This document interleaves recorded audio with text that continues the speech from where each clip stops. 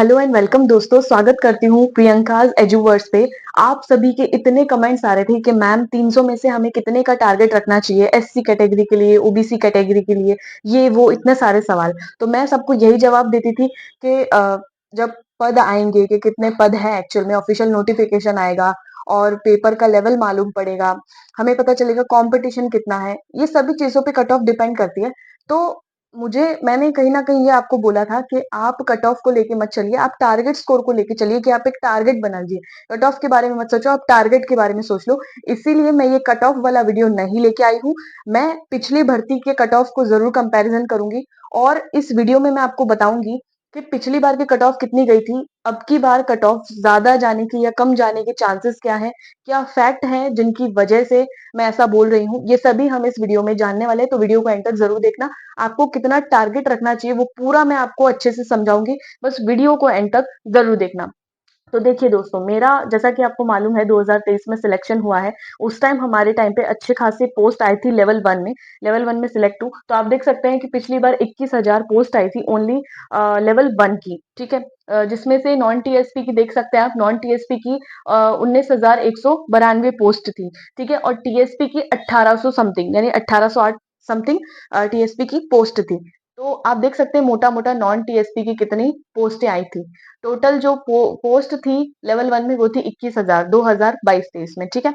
तो इस बेसिस पे अगर हम देखें तो 2023 में जो लग गए, ऐसा समझ लीजिए आप कि एक सीट पे 10 से 12 बंदे, 10 से 12 कैंडिडेट एक सीट के पीछे बैठे थे, यानी कि लड़ रहे थे, ऐसा आप समझ सकते हैं। तो इस गणित को हम कैसे समझेंगे वो इस वीडियो में सीखते हैं। तो चलिए शुरू करते हैं। देखिए दोस्तों, पिछली बार जो पद आए थे वो आप देख सकते हैं कि 2022-23 में 21,000 पद आए थे, जिसमें नॉन टीएसपी के अलग हैं 19,192 और टीएसपी के 1808 पोस्टें आई थी। ये मैं लेवल वन की बात करूं, लेवल टू का मामला तो अलग है। तो आप देख सकते हैं कि टोटल जो फॉर्म आए थे, एप्लीकेशन फॉर्म जो होते हैं प्री क्वालिफाई करने के बाद, जो मेंस के फॉर्म थे, वो सब कितने थे? 2,12,259 फॉर्म्स आए थे। ठीक है। इतने कुछ फॉर्म्स आए थे, यानी 2 लाख के करीब फॉर्म्स आए थे, 2 लाख से ऊपर। ठीक है। तो उनमें से जो पोस्टें आई वो कितनी आई थी? 21,000 समथिंग। ठीक है। तो अगर हम इन दोनों को भाग दें तो कितना होता है कि एक अगर सीट पे, अगर हम बात करें कि एक सीट पे कितने बंदों का कंपटीशन हो रहा है, 10 से 12 कैंडिडेट्स का कंपटीशन हो रहा है, यानी कि कहीं ना कहीं थोड़ा बहुत इजी हो जाता है सिलेक्शन लेना। और सबसे बड़ी बात क्या थी दोस्तों पिछली बार में, कि आप मान सकते हैं कि अभी तक जो क्राइटेरिया चलता आया था कि रीट प्री जो होती थी, जिसमें 150 क्वेश्चंस आते थे, एक एक नंबर के, कोई नेगेटिव मार्किंग नहीं होती थी। वही psychology, Hindi first, Hindi two, language one, language two, EVS, ये सब आया करता था लेवल में, राइट। लेकिन अब की बार क्या हुआ, एकदम से 2023 में, 2022 में बीच में सिलेबस रिलीज होता है। राजस्थान कर्मचारी चयन बोर्ड जो है वो कहता है कि भाई अब मेंस होगी, उसमें क्या होगा, राजस्थान जीके होगा, सूचना तकनीकी होगी और शैक्षिक परिदृश्य वगैरह होगा, जिनसे बच्चे परिचित नहीं थे, पहली बार में आया था। ठीक है। तो कहीं ना कहीं बहुत ज्यादा उस टाइम कंफ्यूजन भी हो गया था, लेकिन जब पेपर आया था एक्चुअल में, तो थोड़ा मॉडरेट हम बोल सकते हैं, सामान्य बोल सकते हैं, आसान बोल सकते हैं, कुछ भी बोल सकते हैं। जो पहली बार जिन्होंने दिया है, ये सबके लिए नया था। राजस्थान जी के लगभग सभी ने पढ़ी थी, लेकिन शिक्षण विधियां और कुछ शैक्षिक परिदृश्य, ये सब लगभग सबने नहीं पढ़ा हुआ था, ये सब चीजें नहीं आई थी। तो इस वजह से क्या हुआ था कि पेपर पहली बार में आया था, तो मतलब कट ऑफ ऐसे कह सकते हैं कि थोड़ी बहुत कम गई थी। अभी जो जाएगी उससे तो कम ही गई थी। हालांकि आगे का हम कोई ऐसा नहीं कह सकते कि कट ऑफ ज्यादा जाएगी या कम जाएगी, लेकिन हम अपना टारगेट स्कोर रख सकते हैं। तो मेरे कहने का मतलब है कि जो सिलेबस था वो, अब अगर हम तैयारी कर रहे हैं तो एक तरफ से जो बच्चे पिछली भर्ती में 1 या 2 नंबर से रह चुके हैं, वो इसमें पछाड़ मारने की कोशिश करेंगे फ्रेशर्स को। आप इस बात को ध्यान रख सकते हैं, क्योंकि उनका एक टाइम में रिवीजन पूरा हो चुका था, आप ऐसे समझ लीजिए। तो वो बच्चे जो है वो टक्कर दे सकते हैं जो फ्रेशर आ रहे हैं, जो पहली बार में परीक्षा दे रहे हैं उनको। तो इस चीज को आपको समझना बहुत ज्यादा जरूरी है। अब देखिए, हम बात करते हैं कि पिछली बार की जो कट ऑफ थी वो कुछ इस प्रकार से गई थी। 2023 नॉन टीएसपी की कट ऑफ कितनी थी? जैसे जनरल की ये फाइनल कट ऑफ थी, है ना। इसके बाद वेटिंग लिस्ट वगैरह आई, वो तो बात अलग है, हम इसको बेस मान के आपको समझा रहे हैं। जनरल की कट ऑफ गई थी 195, 195 पॉइंट समथिंग। ओबीसी की कट ऑफ थी 187। एससी की कट ऑफ गई थी 173 मार्क्स। एसटी की कट ऑफ गई थी 156। एमबीसी की कट ऑफ गई थी 185 और ईडब्ल्यूएस की कट ऑफ गई थी 181। तो ये पॉइंटों पे था, मैंने इसको ऐसे ही रफली लिख दिया है यहाँ पे। टीएसपी की कट ऑफ जनरल में गई थी 172 मार्क्स, और एससी की कट ऑफ जो थी वो गई थी 153 टीएसपी में, और एसटी की कट ऑफ 147 गई थी। कितनी कम है देखो, है ना। अब देखो, यहाँ पे मैं आपको कुछ दिखाना चाहती हूँ कि हमारा जो रीट मेंस का पेपर जो पहले हुआ था 2 साल पहले, और जो अब होगा 2026 में, उसमें आपको मालूम है कि 150 प्रश्न आएंगे। हर एक जो प्रश्न है वो 2 नंबर का होगा, यानी 300 मार्क्स का आपका total all in all paper होगा लेवल 1 का। उसमें आपको 1/3 नेगेटिव मार्किंग देखने को मिलेगी, जो पहले भी देखने को मिली थी। और अब की बार ऐसा बोलने में आ रहा है कि भाई 5 ऑप्शन लागू कर दिए गए हैं, लागू कर दिए जाएंगे, तो 5 ऑप्शन आएंगे, बस ये कुछ फर्क रहने वाला है। और इस बेसिस पे, आप इस बेसिस पे ये जनरलाइज नहीं कर सकते, ऐसा सोच नहीं सकते कि कट ऑफ इससे कम जाएगी या इससे बहुत ज्यादा चली जाएगी। आप सोच रहे हैं मेरा 180 नंबर पे सिलेक्शन हो जाए, तो भी पॉसिबल नहीं है। आप सोच रहे हैं 250 नंबर पे भी मेरा सिलेक्शन नहीं हुआ, तो ये भी गलत सोच है। इसलिए हमेशा जो है बीच की सोच लेकर चलो। तो किसी भी एग्जाम में कट ऑफ का हाई जाना या लो जाना कुछ फैक्टर्स पे डिपेंड करता है, ये चीज आप समझ लीजिए। तो देखिए 2026 में जो रीट मेंस आने वाली है लेवल 1 में, उसकी कट ऑफ कितनी जाएगी वो डिपेंड करता है कुछ फैक्टर पे। जैसे सबसे पहला पद, जैसा अभी चल रहा है कि भाई लेवल 1 में कम से कम मैं बता रही हूँ 15,000 प्लस पोस्टें आने की बात हो रही है ना, कि 15,000 प्लस पोस्ट आ सकती है। ये कोई ऑफिशियल नहीं है, बट अगर किसी दिन ऑफिशियली इस पे ठप्पा लग जाता है तो हम मानेंगे कि हाँ भाई 15,000 पोस्ट आ सकती है, ठीक है। और तो पद पे डिपेंड करेगा कि भाई पद कितने आ रहे हैं उस बेसिस पे। जैसे आपने पिछली भर्ती में देखा कि फॉर्म तो आए थे 2 लाख, एप्लीकेशन फॉर्म 2 लाख आए थे, और पद कितने आए थे 21,000, बहुत ज्यादा मात्रा में। तो कंपटीशन कहीं ना कहीं कम हो जाता है कि एक सीट पे 10 बंदे ही लड़ रहे हैं। लेकिन यहाँ पे पद बहुत ज्यादा डिपेंड करेगा, क्योंकि अभी आप देख लीजिए, अभी फ्रेशर्स जो है जिनकी बीएसटीसी अभी हुई है, वो नए इसमें घुस रहे हैं। तो कम से कम 1 या 2 लाख फॉर्म्स और बढ़ जाएंगे, यानी कि दो में आप 1-2 लाख और प्लस कर दो, 3 लाख से ऊपर, 3-3.25 लाख से ऊपर आपके एप्लीकेशन फॉर्म्स देखने को मिलने वाले हैं। आप खुद देख लेना जब भी मेंस के फॉर्म भरेंगे तब। तो यहाँ पे 3-3.25 लाख से ऊपर आपको फॉर्म देखने को मिलेंगे। और पद डिपेंड करेंगे, अगर हम इसको इससे डिवाइड करेंगे, यानी कि एक सीट पे कम से कम 25 से 30 लोग, कम से कम मैं बता रही हूँ 25 से 30 लोग एक पद के पीछे बैठेंगे। तो आप खुद सोच सकते हैं कि पिछली भर्ती में एक पद पे 10 या 11 बंदे लड़ रहे थे, और अब जो होगा से 30 बच्चे मतलब एक दूसरे से कंपटीशन करने वाले हैं, ठीक है।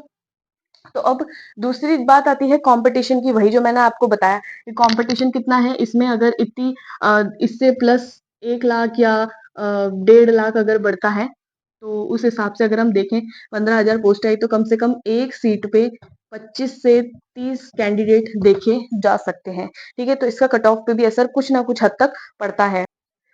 अगली बात करें पेपर की लेवल की, तो आप देखिए 2023 में जो पेपर का लेवल आया था वो मॉडरेट आया था, यानी ना ज्यादा हार्ड आया था, ना ज्यादा इजी आया था, है ना। वो एक मीडिएटर पेपर बन के रह गया। क्यों रह गया? क्योंकि बच्चे जो है वो राजस्थान जीके पढ़ के गए थे, किसी किसी की शिक्षण विधि के क्वेश्चन सही नहीं हुए, किसी के स्कूल सब्जेक्ट बहुत बेकार गए, किसी को साइंस बहुत बुरी लगी लेवल 1 में, है ना। तो इसको बिल्कुल इजी पेपर भी नहीं बोल सकते, क्योंकि कई लोगों ने शिक्षण विधियों में, विद्यालय विषय में मात खाई थी, ठीक है। तो पेपर का लेवल मॉडरेट था। लेकिन अब की बार आप देखिए कि कुछ बच्चे ऐसे भी इसमें बैठने वाले, कुछ नहीं बहुत सारे, जो पिछली भर्ती में 1 या 2 नंबर से रह गए थे, तो उनका सिलेबस ऑलरेडी कंप्लीट है, तो वो फ्रेशर्स को पछाड़ सकते हैं कहीं ना कहीं। लेकिन फ्रेशर्स को भी हार नहीं माननी है, जब मेरे जैसी आपको गाइड करिए, तो फ्रेशर्स का भी पहली बार में सिलेक्शन हो सकता है। हम भी फ्रेशर ही थे, हमारे टाइम में भी एलडीसी वगैरह करे हुए लोग भी एग्जाम में बैठे हुए थे, तो फ्रेशर्स को डरने की कोई जरूरत नहीं है। तो डिपेंड करेगा पेपर के लेवल पर कि आपकी कट ऑफ क्या जा सकती है। आप ये सोचिए कि आपको तैयारी बहुत अच्छे से करनी है, और आप ये दुआ कीजिए कि पेपर थोड़ा सा हार्ड आए पिछली भर्ती के कंपैरिजन में, क्योंकि आप जानते हैं कि पेपर का लेवल इजी आएगा तो वो सबके लिए इजी होगा। जो पुराने वाले हैं वो पछाड़ जाएंगे, उनका सिलेक्शन हो जाएगा पहली बार में, है ना। और जो फ्रेशर्स हैं, अगर पेपर का लेवल हार्ड आ जाता है, सॉरी इजी आ जाता है, तो उनके लिए कहीं ना कहीं डिफिकल्ट हो जाएगा, क्योंकि उनके लिए इतना इजी नहीं रहेगा, क्योंकि इजी तो वैसे ही लोग ले गए सीट, है ना। तो दुआ कीजिए हार्ड पेपर का लेवल आए, थोड़ा सा, ज्यादा नहीं, थोड़ा, क्योंकि हार्ड होगा वो सबके लिए होगा। तो हार्ड पेपर आता है तो कट ऑफ थोड़ी कम जाती है, आप ये बात आप जानते हैं। तो पेपर का लेवल पे डिपेंड करेगा कि भाई आपके जो कट ऑफ है वो कितनी जा सकती है। चौथी चीज आती है स्ट्रैटेजी, एग्जाम टाइम की स्ट्रैटेजी, यानी कि एग्जाम में आप लोग भले ही कितना पढ़ के चले गए, चलो भाई मान लिया पद 20,000 आ गए, चलो भाई मान लिया कंपटीशन एक पे 10 या 15 ही है, चलो भाई मान लिया, है ना। पेपर का लेवल भी मान लिया, चलो भाई इजी आ गया, है ना। और सिलेबस जो है वो भी आपका कंप्लीट है, आपका 10 बार 15 बार रिवीजन हो गया, मान लिया। लेकिन सबसे बड़ा फैक्टर मैं मानती हूँ सिलेक्शन के लिए या मार्क्स लाने के लिए स्ट्रैटेजी काम आती है। एग्जाम टाइम या सेंटर की स्ट्रैटेजी, सेंटर जब आप एग्जाम देने जाते हैं उसकी स्ट्रैटेजी, यानी कि ये चीज़ मैं पर्सनली बहुत फील करती हूँ। यानी कि जब आप एग्जाम देने जाते हैं तो उस टाइम पे आपने क्या पढ़ा है क्या नहीं पढ़ा है कोई मैटर नहीं करता, वो 150 क्वेश्चन आपका फ्यूचर डिसाइड करते हैं। उस टाइम पे अगर आप पैनिक कर गए, आते हुए क्वेश्चन भी गलत कर सकते हैं।